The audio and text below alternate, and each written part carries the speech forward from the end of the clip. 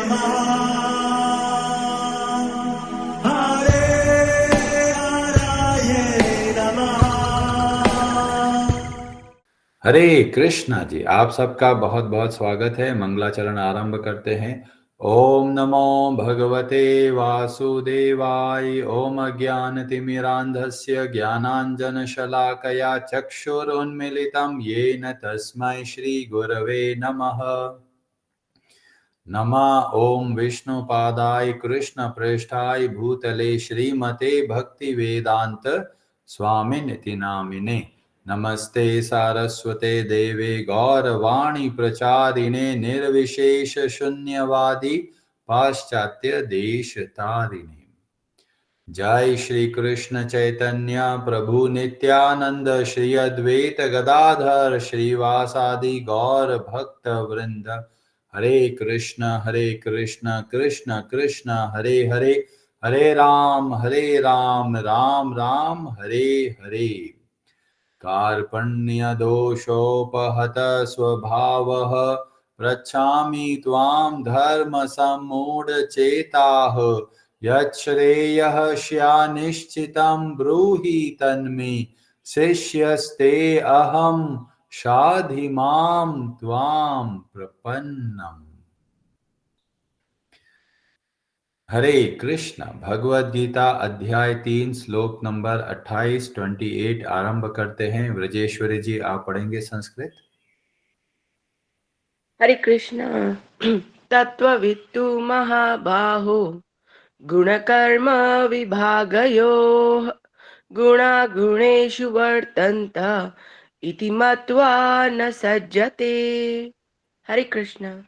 हरे कृष्ण। तत्ववित्त परम सत्य को जानने वाला तू, लेकिन महाबाहो, हे विशाल भुजाओं वाले, गुण कर्म भौतिक प्रभाव के अंतर्गत कर्म के विभाग योह भेद के गुणाह इंद्रिया गुणेशु इंद्रिय तृप्ति में वर्तन्ते तत्पर रहती है।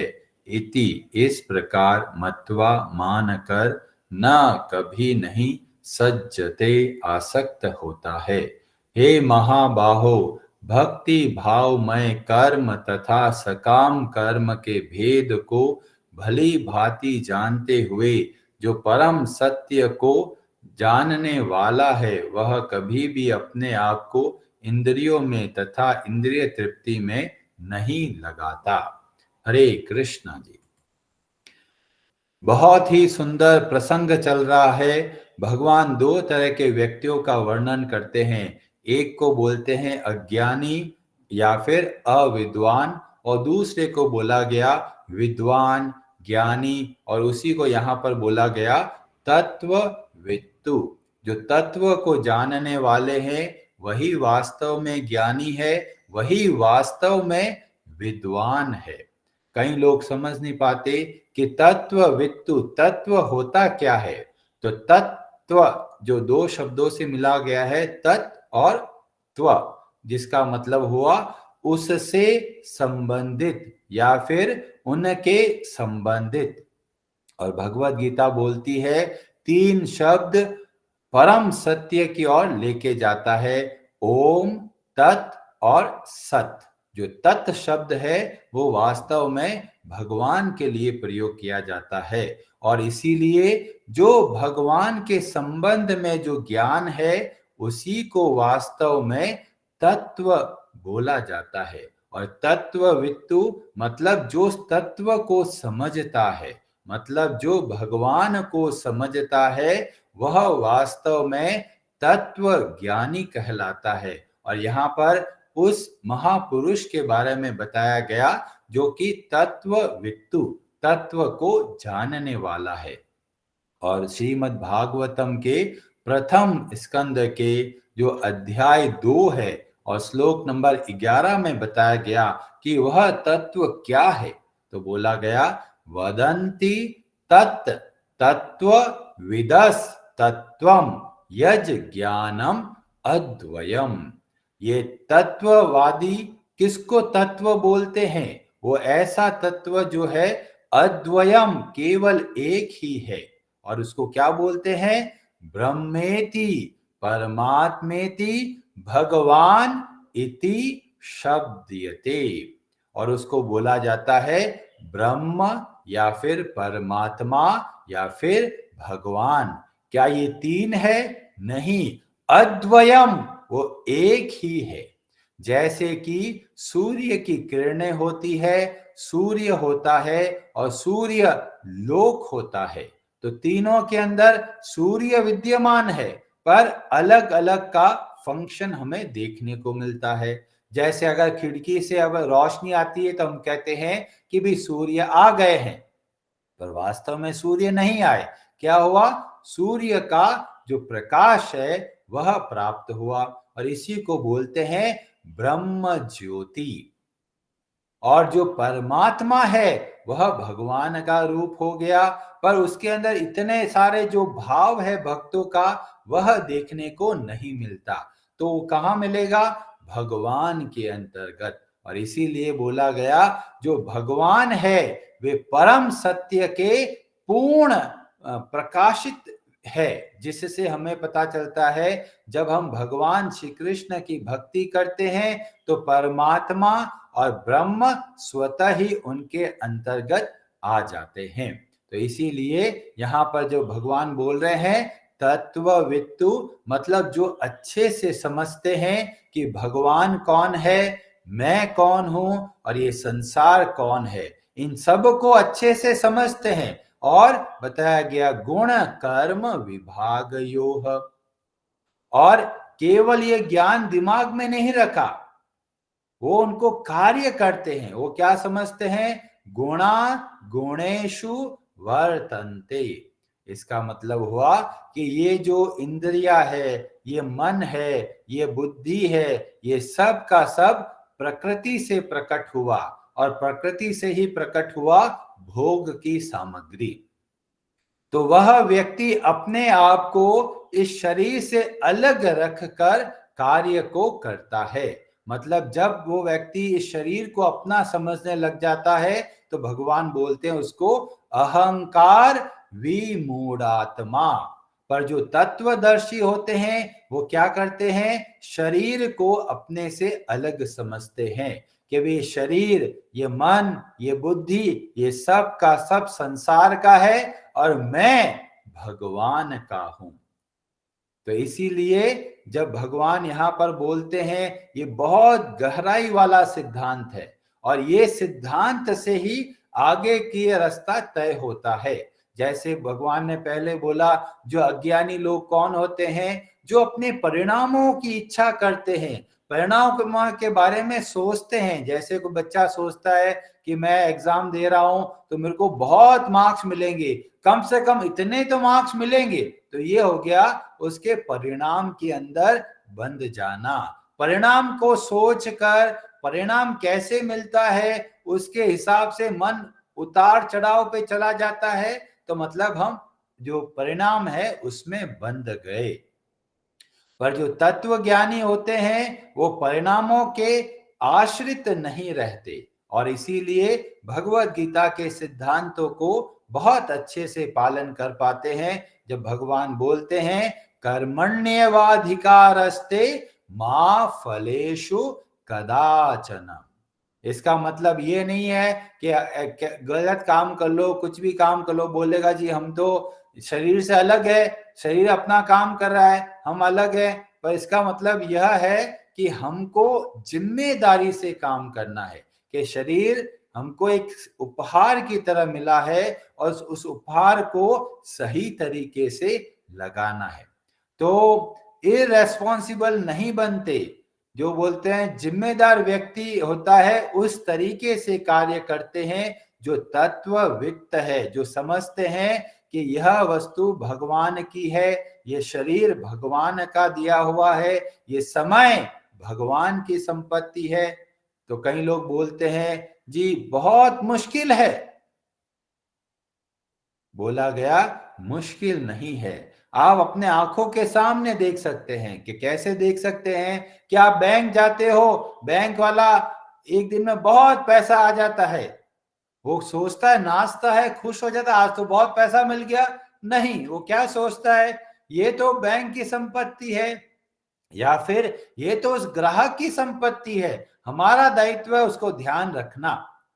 तो जो बैंक में कैशियर होता है, उस तरीके से हमको अपना जीवन जीना है। बैंक के कैशियर से अगर बहुत सारा पैसा निकाल दिया जाता है तो कहता है जी ये तो कस्टमर की संपत्ति है, कस्टमर को चाहिए था वापस ले लिया, तो क्या उदास होता है, रोता है? क्या 2 करोड़ रुपया हमने दे दिया?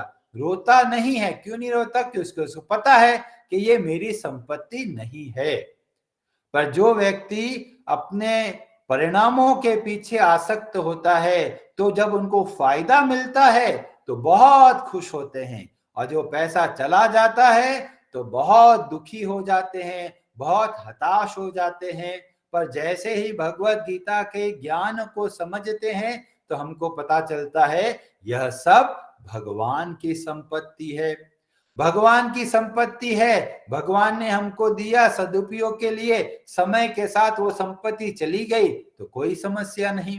तो इस तरीके से हम अपना जीवन को बहुत अच्छे तरीके से जी सकते हैं। पर जैसे ही परिणामों के पीछे फंस जाते हैं तो सुखी और दुखी होते चले जाते हैं। जो मन को चाहिए वो मिलता है तो खुश होते चले जाते हैं, जो मन को चाहिए नहीं चाहिए वो जैसे ही मिलता है तो दुखी हो जाते हैं। लोग बीमारी नहीं चाहते, बीमार हो जाते हैं तो दुखी होते हैं। तो ये सुख और दुख के चक्कर में हम अपने जीवन का उद्देश्य भूल जाते हैं, और इसीलिए जब हम अपना उद्देश्य भूल जाते हैं तो हमें भक्तों की बहुत आवश्यकता होती है। तो हमें प्रसंग देखने को मिलता है रामचरितमानस के सुंदर कांड के पहले ही दोहे के अंदर। वहां पर जो दोहा और चौपाई है शुरू में बहुत अद्भुत तरीके से बताया गया। वहां पर पता चलता है कि किस तरह से हनुमान जी के जीवन में बदलाव आता है जब जामवान उनको प्रेरणा देते हैं। अभी जामवान ने प्रेरणा दे दिया, अब हनुमान जी का क्या भाव है वह हमको इन श्लोकों के, इन चौपाइयों के माध्यम से देखने को मिलता है। और अब हनुमान जी क्या कर रहे हैं? जब वो जामवान जी से प्रेरणा मिल गई कि राम काज लगी तव अवतारा, सुनत भयउ पर्वताकारा। अब पर्वताकार हो गए हैं, अब क्या करा? यहां वर्णन मिलता है, सिंधु तीर एक भूधर सुंदर। एक बहुत बड़ा पहाड़ देखते हैं, कौतुक कूदी चढ़े उता ऊपर, उसके ऊपर हनुमान जी अब कूद गए। बार बार रघुबीर संभारी, बार बार भगवान का स्मरण कर रहे हैं। और ये हमें प्रेरणा देता है, जब हम भगवान का स्मरण करते हैं, भगवान के बारे में सोचते हैं, तब हम अपने वास्तविक तत्वविद वाले रास्ते पे चलते हैं। तब हम वास्तविक जो मैं है वह हम लोग अच्छे से समझ पाते हैं। भगवान को जैसे ही भूल जाते हैं तुरंत अपने आप को शरीर समझने लग जाते हैं। और इसीलिए भगवान श्री कृष्ण भगवत गीता में बोलते हैं, तस्मात् सर्वेषु कालेषु माम अनुस्मर युध्य च। सदैव भगवान का स्मरण करना है। जो लोग बोलते जी वह तो बहुत कठिन है, तो आरंभ कीजिए सुबह से, सुबह सुबह भगवान का नाम लेके कार्य कीजिए, फिर धीमे धीमे अभ्यास हो जाए तो सुबह और शाम को लीजिए, सुबह और शाम को होने लग जाए दोपहर को लीजिए, सुबह दोपहर शाम को होने लग जाए भगवान का स्मरण, तो हर घंटे में आप भगवान का स्मरण कीजिए। तो इस तरीके से आप बार बार भगवान का स्मरण कर सकते हैं। तो यहाँ पर बताया गया, बार बार रघुबीर संभारी, धरे के पवन तनय बल भारी। बहुत बलशाली हो गए हैं पवन तनय, पवन पुत्र हनुमान जी। अभी हनुमान जी का जो ऊर्जा देखते हैं, कैसे है उनके पास शक्ति, कितना उत्साह है। जेहि गिरि चरण देई हनुमंता, चलेउ सो गा पाताल तुरंता। उतनी तेजी से जैसे कोई रॉकेट जाता है, उतना उत्साह से हनुमान जी जा रहे हैं भगवान की सेवा के लिए। उनका कोई स्वार्थ नहीं है, और उनके चरित्र से हमको प्रेरणा मिलती है कि हमें कोई कार्य करना है, किस तरीके से करना है। अगली चौपाई में बताया गया, जिमी अमोघ रघुपति कर बाना, एही भांति चले हु हनुमाना। जैसे भगवान श्री राम के जो तीर चलता है, उस गति से हनुमान जी तैयार हो गए हैं। इतना उत्साह है भगवान के कार्य करने के लिए, और हमको भी प्रेरणा मिलती है। भगवान का काम करना है, बहुत उत्साह से करना है। कई लोग सोचते हैं आराम से करेंगे, बहुत बड़ा जीवन पड़ा है। तो हमें रामचरितमानस प्रेरणा देता है। और बताया गया, जल निधि रघुपति दूत विचारी, ते मैनाक हो ही श्रमहारी। तो जैसे ही ये जो समुद्र है, वो सोचता है ये तो भगवान के दूत जा रहे हैं, तो मैनाक पर्वत को बोलते हैं आप जाके उनको थोड़ा आराम करने की व्यवस्था कीजिए। तो हनुमान जी क्या बोलते हैं, राम काजू किन्हे बिनु मोही कहाँ विश्राम। तो हनुमान जी बोलते हैं जब तक भगवान का काम नहीं कर लेता, मुझको विश्राम नहीं है। तो इस तरीके से हमको अपना जीवन चलाना है, भगवान के लिए कार्य करना है, नियमित रूप से भगवान के नामों की जप करना है, भगवान को भोग लगाना है, खुद भी अच्छे से भक्ति के नियमों का पालन करना है, बाकी लोगों को भी भगवान की प्रेरणा देना है। इस तरीके से हमको कार्य करना है, बहुत उत्साह से। सो तत्वविद ऐसा नहीं होते जो ढीले ढाले बैठ गए हैं। यहाँ पर हनुमान जी के चरित्र से हमको पता चलता है किस तरीके से वे कार्य करते हैं, और हमें भी प्रेरणा मिलती है कि हमको इस तरीके से बहुत उत्साह से भगवान की सेवा करनी है। हरे कृष्णा जी, आप सबका बहुत बहुत धन्यवाद।